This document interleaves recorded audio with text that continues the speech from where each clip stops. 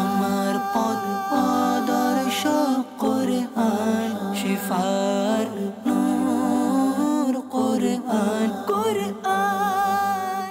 আলহামদুলিল্লাহি রাব্বিল আলামিন ওয়াসসালাতু ওয়াসসালামু আলা সাইয়্যিদিল মুরসালিন আম্মা বা'দ ফাআউযু বিল্লাহি মিনাশ শাইতানির রাজীম বিসমিল্লাহির রাহমানির রহিম আসসালাতু ওয়াসসালামু আলাইকা ইয়া রাসূলুল্লাহ ওয়া আলা আলিকা ওয়া আসহাবিকা ইয়া হাবিবাল্লাহ আসসালাতু ওয়াসসালামু আলাইকা ইয়া নবিয়াল্লাহ ওয়া আলা আলিকা ওয়া আসহাবিকা ইয়া নূরাল্লাহ। প্রিয় ইসলামিক ভাইরা, মাদানী চ্যানেলের দর্শকবৃন্দ, কেমন আছেন আপনারা? আশা করি আল্লাহ তাআলার দয়াতে ভালো আছেন, সুস্থ আছেন। আলহামদুলিল্লাহ, আরও একবার আপনাদের নিকট উপস্থিত হয়েছি মাদানী চ্যানেল বাংলার ধারাবাহিক অনুষ্ঠান কুরআনী সূরার ফজিলত নিয়ে। দর্শকবৃন্দ, যারা আমাদেরকে এই মুহূর্তে দেখছেন বা শুনছেন, যে যেখান থেকেই দেখছেন বা শুনছেন, আপনাদের সকলকে জানাই আন্তরিক শুভেচ্ছা এবং অভিনন্দন। দর্শকবৃন্দ, আপনারা অবগত আছেন এই অনুষ্ঠানের মধ্যে আমরা চেষ্টা করি আল্লাহ রাব্বুল আলামিনের পাক কালাম কুরআনুল মাজিদ ফুরকানুল হামিদের যে সমস্ত সূরাগুলো রয়েছে, প্রায় 114টি সূরা রয়েছে কুরআনে পাকের মধ্যে। জি হ্যাঁ, কুরআনে পাকের সর্বপ্রথম সূরা হচ্ছে সূরায়ে ফাতিহা এবং সর্বশেষ সূরা হচ্ছে সূরা নাস। তো এই যে শুরু এবং শেষে এর মধ্যে প্রায় 114টি সূরা রয়েছে, যা দুইটি ভাগে বিভক্ত অবতীর্ণের দিক দিয়ে। মাকি সূরা রয়েছে কিছু, মাদানী সূরা রয়েছে কিছু। তো দর্শকবৃন্দ, আমরা এই অনুষ্ঠানের মধ্যে চেষ্টা করি কুরআনুল কারীম ফুরকানুল হামিদের বিভিন্ন সূরা নিয়ে আলোচনা করার জন্য। যেমন সূরা কোথায় অবতীর্ণ হয়েছে, পাশাপাশি এই সূরার মধ্যে কয়টি আয়াত ও রুকু রয়েছে, এবং এই সূরার নামকরণের ইতিহাস কি, কারণ কি, অর্থাৎ সূরার নাম যে করা হয় এর কারণ কি, এর পিছনে কি কারণ থাকে তা আমরা জানার চেষ্টা করি।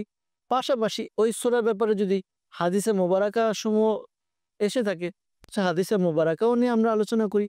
পাশাপাশি আমাদের এই অনুষ্ঠানের মধ্যে মূল যেই থিম, সেটা হচ্ছে কুরআনে পাকের এই সূরাগুলোর মধ্যে যেই বিষয়গুলো নিয়ে আলোচনা করা হয়েছে, যেই বিষয়ের চর্চা হয়েছে, ওই বিষয়গুলো আমরা আপনাদের নিকট তুলে ধরার চেষ্টা করি। এমনি যদি আমরা দেখি কুরআনে পাকের আয়াতগুলো সামষ্টিকভাবে, অর্থাৎ অনেক কিছু সমষ্টি একটি আয়াত অনেক দিকে ইঙ্গিত করে, অনেক কিছু বোঝায়, অনেক বেশি। তো এই বিষয়গুলো যদি আমরা আলোচনা করতে যাই এক একটি আয়াত নিয়ে, তাহলে দেখা যাবে এক একটি আয়াত নিয়ে এক একটি অনুষ্ঠান করা যাবে, এক একটি পর্ব করা যাবে। তো আমরা সংক্ষিপ্তভাবে এক একটি পর্বের মধ্যে জানার চেষ্টা করি কুরআনুল মাজিদ ফুরকানুল হামিদের মধ্যে কোন সূরাগুলো যেগুলো অবতীর্ণ হয়েছে এর আলোচ্য বিষয় কি তা জানার চেষ্টা করি। আজকে ইনশাআল্লাহ তাআলা জানবো। আসুন আমরা দুরুদে পাক পাঠ করার ফজিলত শ্রবণ করি। আমাদের প্রিয় নবী রাসূল আরবি সরকারে দু আলম সাল্লাল্লাহু তাআলা আলাইহি ওয়া আলিহি ওয়াসাল্লাম ইরশাদ ফরমান, যে ব্যক্তি আমার উপর জুমার দিন 80 বার দুরুদে পাক পাঠ করে, তার 80 বছরের গুনাহকে ক্ষমা করে দেয়া হয়। সুবহানাল্লাহ। দর্শকবৃন্দ, কত না চমৎকার ফজিলত, চিন্তার বিষয়। আমরা জুমার দিন 80 বার দুরুদে পাক পাঠ করব, আল্লাহ রাব্বুল আলামিন আমাদের 80 বছরের গুনাহকে মাফ করে দিবেন। সুবহানাল্লাহ। আর বলা হয় জুমার দিন সকল দিনের সরদার। তো আমরা জুমার দিন সহ অন্যান্য দিনগুলোতে আমরা দুরুদে পাক পাঠ করব, বেশি বেশি দুরুদে পাক পাঠ করব। দুরুদে পাক এমন একটি আমল, যেই আমলটি করার দ্বারা বান্দার নেকি অর্জিত হয়, পাশাপাশি গুনাহ মুছে যায় এবং পদমর্যাদাও বৃদ্ধি পায়। আলহামদুলিল্লাহ, যে কোনো বিপদ আপদ বালা মুসিবত যদি আমরা দুরুদে পাক পাঠ করি, আশা করি আল্লাহ তাআলার দয়াতে আমাদের ওই বিপদ আপদ বালা মুসিবত দূর হয়ে যাবে ইনশাআল্লাহ আজ্জা ওয়া জাল। তো দর্শকবৃন্দ, আসুন আমরা দুরুদে পাক পাঠ করি। সাল্লু আলাল হাবিব সাল্লাল্লাহু তাআলা আলা মুহাম্মদ সাল্লাল্লাহু তাআলা আলাইহি ওয়াসাল্লাম। দর্শকবৃন্দ, আমরা দেখছি অনুষ্ঠান কুরআনী সূরার ফজিলত। দর্শকবৃন্দ, এই অনুষ্ঠানের মধ্যে আমরা যেমনটি বললাম যে আমরা বিভিন্ন বিষয় নিয়ে আলোচনা করি। কোরআনে পাকের সূরাগুলো কোথায় নাজিল হয়েছে, আয়াত সংখ্যা কত, নাম রাখার কারণ কি, হাদিস শরীফ এবং এই সূরার আলোচ্য বিষয় কি। আজকেও আমরা কয়েকটি সূরা নিয়ে উপস্থিত হয়েছি, আলোচনা করব এই সূরার আলোচ্য বিষয়গুলো কি কি, আর কোন কোন সূরা আমরা আজকের অনুষ্ঠানের মধ্যে নিয়েছি তাও আমরা জানবো ইনশাআল্লাহ তাআলা, আপনাদেরকে জানানোর চেষ্টা করব। এর পূর্বে আসুন কিছু ভালো ভালো নিয়ত করে নিই। হাদিসে মোবারকার মধ্যে এসেছে নিয়াতুল মুমিনি খায়রুম মিন আমালিহি, অর্থাৎ মুসলমানের নিয়ত তার আমল অপেক্ষা উত্তম। আমরা যত বেশি নিয়ত করতে পারবো তত আমাদের জন্য কল্যাণকর। যত বেশি নিয়ত হবে, নিয়ত বান্দাকে জান্নাত পর্যন্ত পৌঁছে দেয়। তো আমরা নিয়ত করি আল্লাহ এবং তার রাসূল সাল্লাল্লাহু আলাইহি ওয়াসাল্লামের সন্তুষ্টি অর্জনের জন্য এই অনুষ্ঠান শুরু থেকে শেষ পর্যন্ত দেখব, শুনব। এই অনুষ্ঠানের মধ্যে যে সকল বিষয়ের আলোচনা হবে তা আমরা মনে রাখবো, যদি সম্ভব হয় লিখে রাখবো, মুখস্থ করব এবং এই অনুষ্ঠানের মধ্যে যে বিষয়গুলো শিখবো আমরা আমল করার চেষ্টা করব। অনেক সময় দেখা যায় অনেক বিধান, অনেক রীতিনীতি, অনেক কিছু বলা হয়, অনেক সুসংবাদ শোনানো হয় আয়াতের মধ্যে, সূরার মধ্যে। অনেকগুলোতে আবার দেখা যায় ভয় দেখানো হয়। তো এই বিষয়গুলো যেগুলো আমাদেরকে কোরআনে পাক করার আদেশ দিবে আমরা তা করব, যেগুলো আমাদেরকে নিষেধ করবে আমরা সেগুলো থেকে বিরত থাকবো ইনশাআল্লাহ আজ্জা ওয়া জাল। অপরের নিকটও পৌঁছে দিব। আরো ভালো ভালো আমরা নিয়ত করে নিতে পারি। আল্লাহ তাআলা আমাদেরকে প্রত্যেকটি নেক ও জায়েজ কাজের পূর্বে কিছু না কিছু ভালো নিয়ত করার তৌফিক দান করুক। তো দর্শকবৃন্দ, আমরা নিয়ত করলাম, এখন আমরা আলোচনার দিকে যাব। আজকে কুরআনুল কারীম ফুরকানুল হামিদের খুবই চমৎকার ২টি সূরা নিয়ে আলোচনা করব।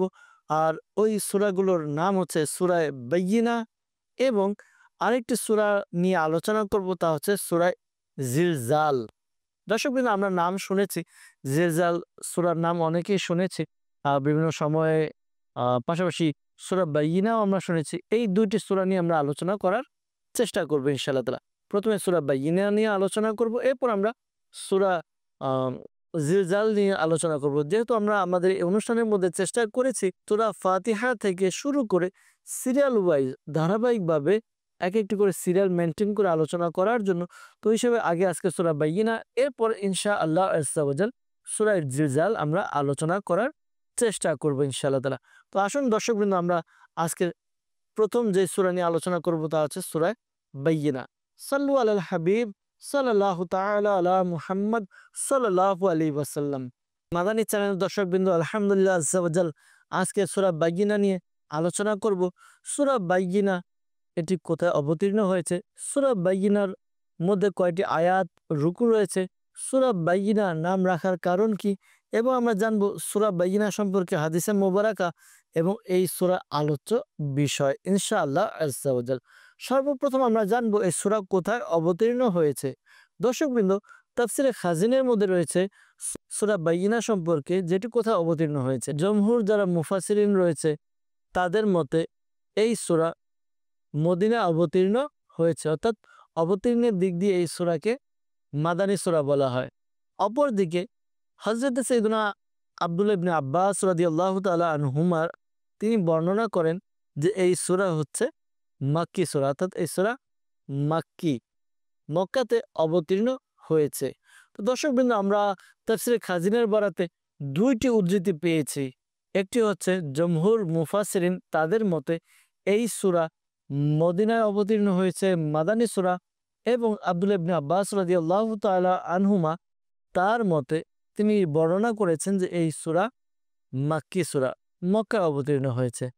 তো এই সূরার মধ্যে কয়টি আয়াত রয়েছে, কয়টি রুকু রয়েছে, আসুন আমরা জানি যে এই সূরার মধ্যে সর্বমোট ৮টি আয়াত রয়েছে, একটি রুকু। দর্শকবৃন্দ, আমরা জানলাম কোথায় অবতীর্ণ হয়েছে, পাশাপাশি এটাও আমরা জানলাম আয়াত এবং রুকুর সংখ্যা কি। এখন আমরা এই সূরার নাম রাখার কারণ আসুন আমরা জেনে নিই। বাইয়িনা শব্দের অর্থ হচ্ছে আলোকিত, উজ্জ্বল। পাশাপাশি এই বাইয়িনা শব্দের অর্থ হচ্ছে প্রকাশ্য দলিল, মানে খুবই স্পষ্ট, খুবই প্রকাশ্য দলিল, অর্থাৎ যেটা আমরা বলি যে একেবারে ধবধবে সাদা, অর্থাৎ সবকিছু যেটা দেখা যায় যেটার মধ্যে। তো আমরা এটাও বলতে পারি একদম প্রকাশ্য, যেটার মধ্যে মানে কোনো কিছু প্রয়োজন নেই, কোনো কিছু ছাড়াই একেবারে দিনের আলোর মতো, যেটা বলি যে একদম প্রকাশ্য। তো এটাকে বলা হয় বাইয়িনা। এই সূরার মধ্যে প্রথম আয়াতের শেষ শব্দ হচ্ছে বাইয়িনা, এর সাথে সম্পর্ক রেখে এই সূরার নামকরণ করা হয়েছে সূরা বাইয়িনা। দর্শকবৃন্দ, আমরা নাম রাখার কারণ জানলাম। আমরা এখন সূরা বাইয়িনা সম্পর্কে একটি হাদিসে মোবারকা শ্রবণ করব, যা বুখারী শরীফের মধ্যে বর্ণিত হয়েছে। বুখারীর মধ্যে 3809 নম্বর হাদিস।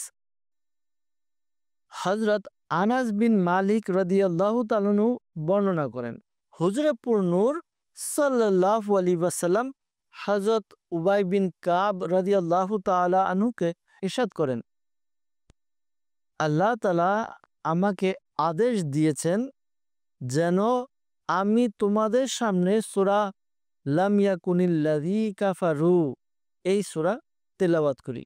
হযরত সাইয়েদনা উবাই বিন কাব রাদিয়াল্লাহু তাআলা আনহু আরজ করলেন যে আল্লাহ তাআলা আমার নাম নিয়েছেন। হুজুর আকদাস সাল্লাল্লাহু তাআলা আলাইহি ওয়াসাল্লাম ইরশাদ করলেন, হ্যাঁ।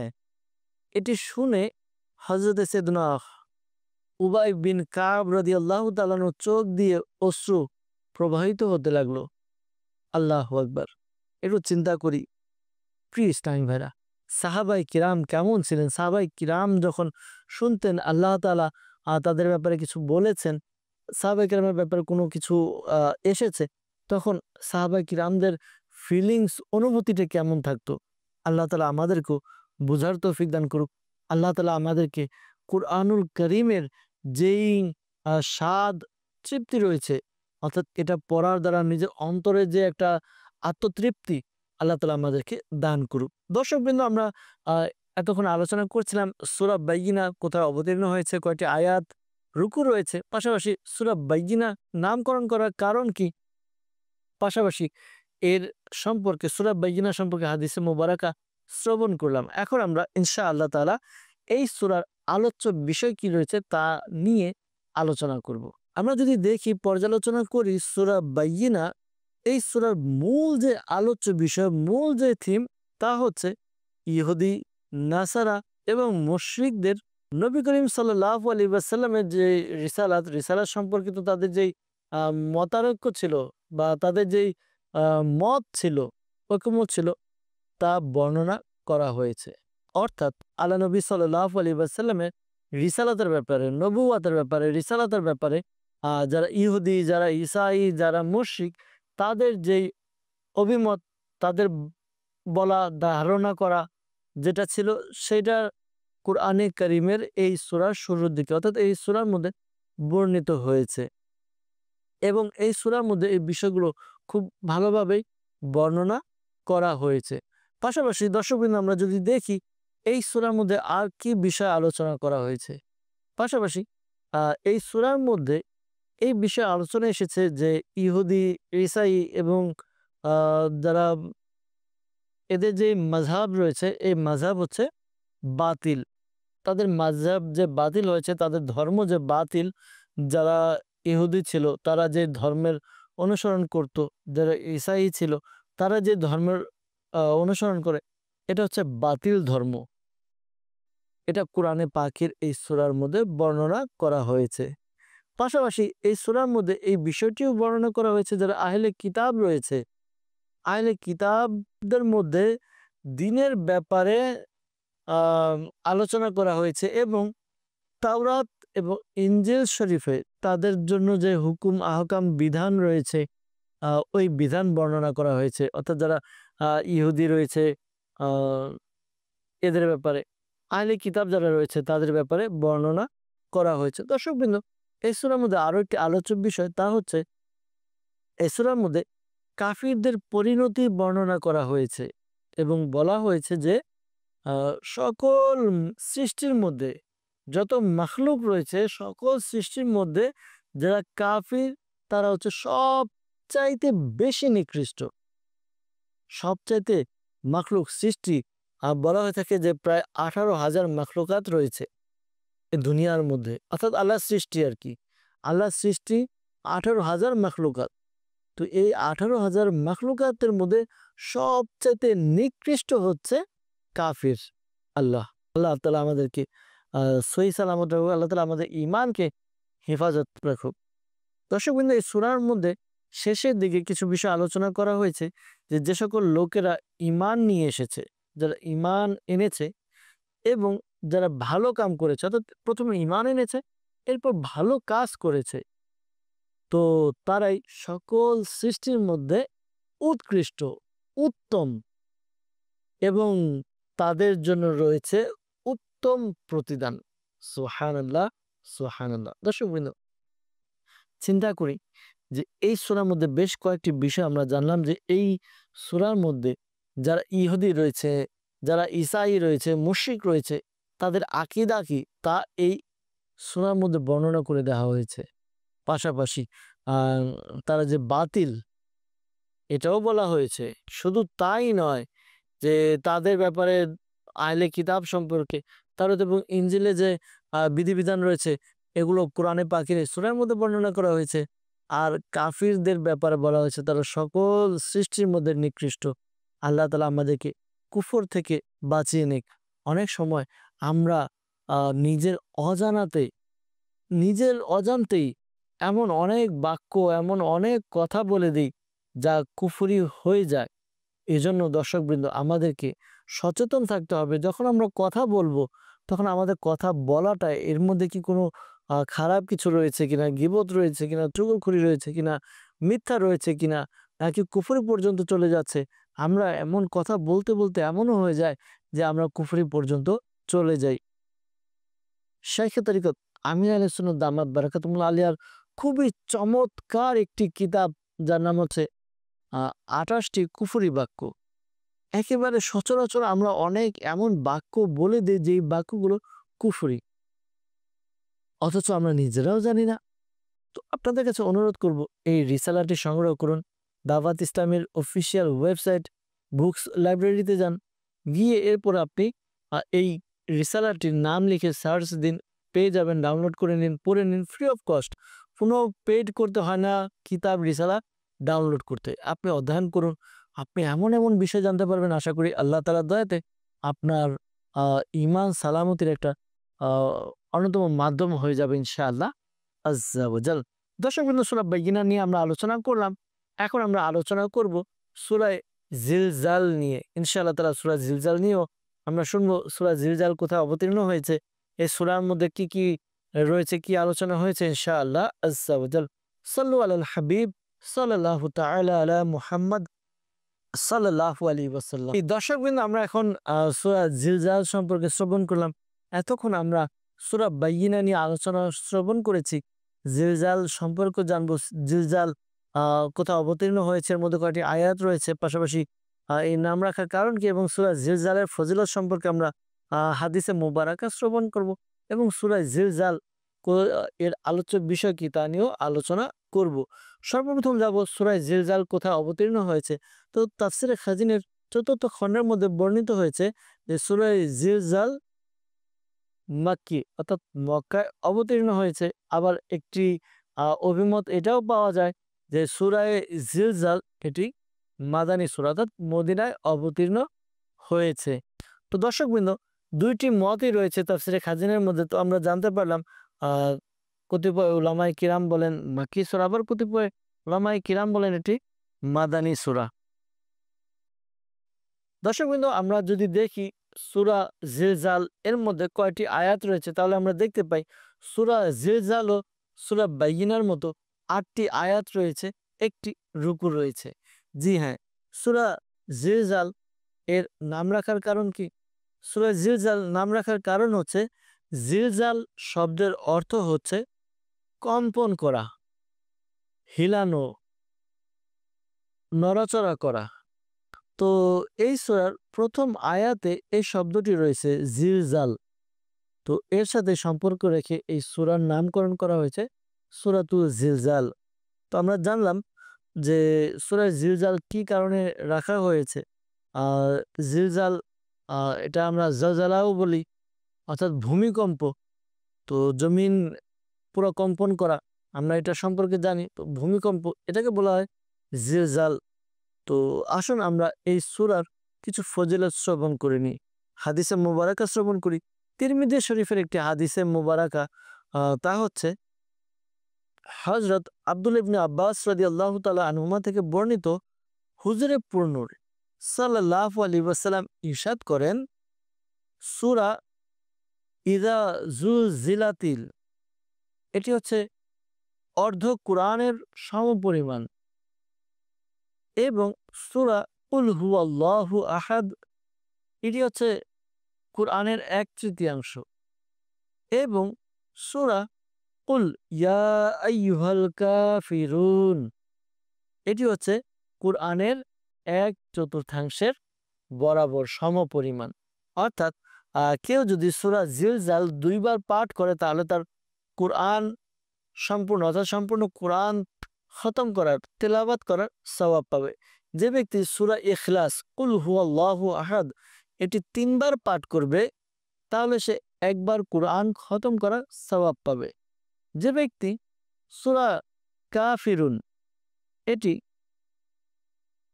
4 বার পাঠ করবে, যেহেতু 1/4 বলা হয়েছে, 4 বার পাঠ করবে তাহলে সে একবার কোরআন খতম করার সওয়াব পাবে। দর্শক বিন্দু দেখুন নেকি করা আমাদের জন্য কত সহজ। আল্লাহ তাআলা কেমন দয়া করেছেন, প্রিয় নবী সাল্লাল্লাহু আলাইহি ওয়াসাল্লাম আমাদেরকে সহজ করে দিয়েছেন যে আমরা পুরো কোরআন তিলাওয়াত করব, এর তো সওয়াব রয়েছে। কিন্তু যদি আমরা 2 বার সূরা জিলজাল পাঠ করি, তেলাওয়াত করি, অথবা 3 বার সূরা ইখলাস, অথবা 4 বার সূরা কাফিরুন পাঠ করি, তাহলে আমাদের পূর্ণ কোরআন তেলাওয়াত করার সওয়াব আমরা পেয়ে যাব। তো চিন্তা করুন সূরা জিলজাল 8টি আয়াত, কয়বার কতক্ষণ সময় লাগবে?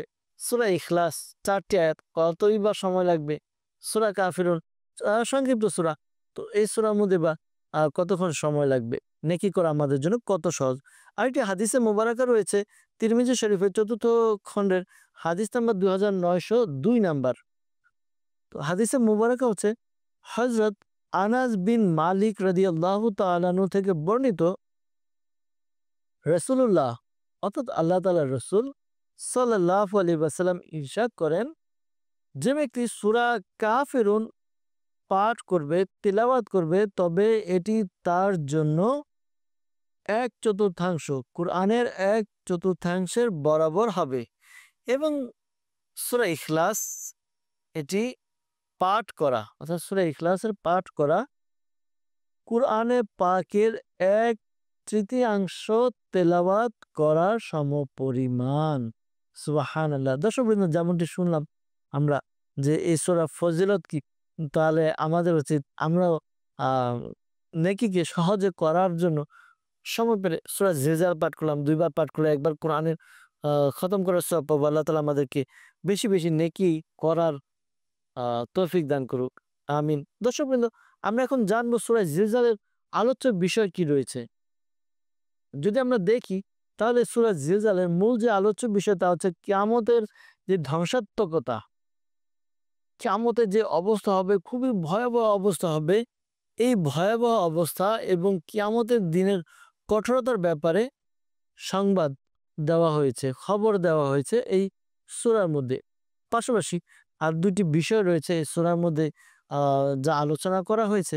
এর মধ্যে এই সূরার শুরুতে কিয়ামত সংঘটিত হওয়ার সময় এবং কিয়ামতের কয়েকটি আলামত নিদর্শন বর্ণনা করা হয়েছে। নিদর্শন বর্ণনা করার পরে এটা বলা হয়েছে যে কিয়ামতের দিন জমিন আল্লাহ তাআলার হুকুমে, আল্লাহ তাআলার নির্দেশে মাখলুকের অর্থাৎ সৃষ্টির ওই সকল বিষয় বর্ণনা করবে যা তারা করেছিল, অর্থাৎ হিসাব মানুষের হবে। তো কিয়ামতের দিন এই জমিন আমাদের ব্যাপারে বলবে যে আমরা জমিনে কি কি করেছি, চিন্তা করি একটু। এরপর আসছে যে এই সূরার শেষের দিকে এই বিষয়টি বর্ণনা করা হয়েছে যে কিয়ামতের দিনের যেই বিভিন্ন অবস্থা হবে সে সকল অবস্থা বর্ণনা করা হয়েছে। কিয়ামতের দিন এক একজন মানুষ এক এক অবস্থায় থাকবে, আর ওই এক এক অবস্থায় তারা আল্লাহ তাআলার দরবারে উপস্থিত হবে। যে কেউ বিন্দু পরিমাণ যদি নেকি করেছে তাহলে তাকে তা দেখানো হবে, যদি কেউ বিন্দু পরিমাণ গুনাহ করেছে সেটাও তাকে দেখানো হবে। কিয়ামত যখন কায়েম হবে, সংগঠিত হবে, তখন জমিন সাক্ষী দিবে আমি দুনিয়াতে কি করেছি, নেকি করেছি না গুনাহ করেছি, মানুষের সামনে মানুষের আড়ালে কি কি গুনাহ করেছি আর নেকি বা কতটুকু করেছি, এগুলো জমিন আমাদের ব্যাপারে সাক্ষী দিবে আল্লাহ তাআলার দরবারের মধ্যে। শুধু তাই নয়, মানুষ কিভাবে উঠবে, আল্লাহ তাআলার দরবারে কিভাবে হাজির হবে। আর এর চাইতে বড় বিষয় যে আমরা যা দুনিয়াতে করেছি তা আমাদেরকে দেখানো হবে। আল্লাহ আল্লাহ আল্লাহ আল্লাহ তাআলা আমাদেরকে নেকির জজবা, নেক আমল করার তৌফিক দান করুক। দর্শকবৃন্দ, আমরা আলোচনা থেকে বেশ কিছু বিষয় শিখেছি, শুনেছি, মাদানী ফুল পেয়েছি। আমাদেরকে কি করতে হবে, কি থেকে বিরত থাকতে হবে, কিয়ামতের প্রস্তুতি নিতে হবে। কিয়ামত খুবই সন্নিকটে। আমাদেরকে কিয়ামতের মৃত্যুর প্রস্তুতি নেওয়া এখন থেকেই শুরু করতে হবে। যদি আমরা প্রস্তুতি নিতে না পারি, নিজের নেকি বাড়াতে না পারি, গুনাহ থেকে বেঁচে থাকতে না পারি, তাহলে কিয়ামতের দিন আমাদের হয়তোবা আটকে যেতে হতে পারে। আল্লাহ তাআলা আমাদেরকে আমাদের প্রতি দয়া করুক। আল্লাহ তাআলা আমাদের নেকির প্রতি ধাবিত এবং নেক আমল করার তৌফিক দান করুক। দর্শকবৃন্দ, দুইটি সূরা নিয়ে আলোচনা করেছি, সূরা বাইয়িনা এবং সূরা জিলজাল। এই দুটি বিষয় থেকে আমরা অনেক কিছু শিখেছি। অনুরোধ করব, দাওয়াতে ইসলামীর বিভিন্ন কিতাব রয়েছে, বিভিন্ন অনুষ্ঠান রয়েছে কুরআনুল কারীম ফুরকানুল হামিদকে নিয়ে। তো ওই কি অনুষ্ঠানগুলো দেখি, পাশাপাশি যেই রিসালা কিতাব রয়েছে, এই রিসালা কিতাব আমরা অধ্যয়ন করি, কুরআনিক ঘটনা আমরা জানার চেষ্টা করি। আমরা যখন এই কিতাবগুলো অধ্যয়ন করব, বয়ান শ্রবণ করব, অনুষ্ঠান দেখব, তাহলে আমরা জানতে পারবো, বুঝতে পারবো যে কুরআনুল কারীমের মধ্যে কি কি বিষয় উল্লেখ রয়েছে। আল্লাহ কারীম আমাদেরকে এ থেকে শিক্ষা নেওয়ার তৌফিক দান করুক। দর্শকবৃন্দ, সময় প্রায় শেষের দিকে, না আরো একটু আলোচনা করা যেত। তো ইনশাআল্লাহ তাআলা আগামী পর্বে আবারও দেখা হবে। কোরআনে পাকের অন্য কোনো সূরা নিয়ে উপস্থিত হব। ততক্ষণ পর্যন্ত সুস্থ থাকুন, ভালো থাকুন, মাদানী চ্যানেলের সঙ্গে থাকুন।